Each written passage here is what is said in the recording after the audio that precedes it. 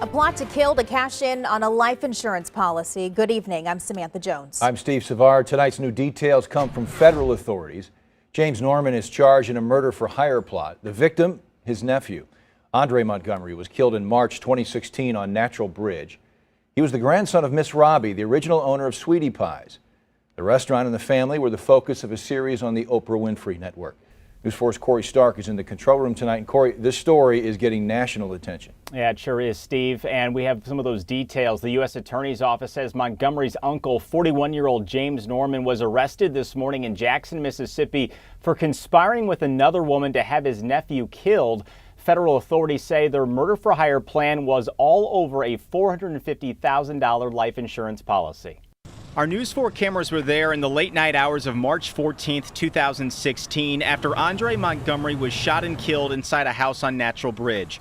Andre had appeared several times on the St. Louis-based reality TV show Sweetie Pies, this video showing him graduate just a few years before he was killed. Now, 4 years after his murder, authorities still don't know who pulled the trigger, but say Montgomery's uncle, James Norman, and a woman were behind it all.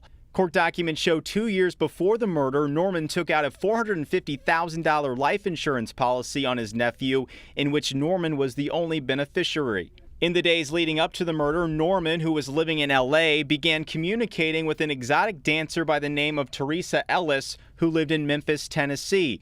They both traveled to St. Louis, and on the day of the murder, prosecutors say Ellis contacted Montgomery to learn his exact location. After learning that information, she used a temporary phone to call Norman, and Montgomery was killed minutes later. Authorities say Ellis's phone location placed her in the area of the murder at the time of the homicide, and that she called Norman immediately after the murder took place and then left town. Soon after, Ellis deposited over $9,000 into bank accounts that previously had a negative balance.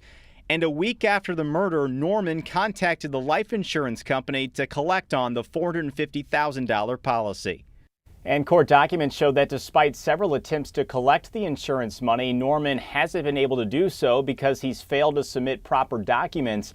Norman does own a Sweetie Pies restaurant in Mississippi. Ellis also faces a conspiracy charge in connection with the murder. Corey Stark, News 4.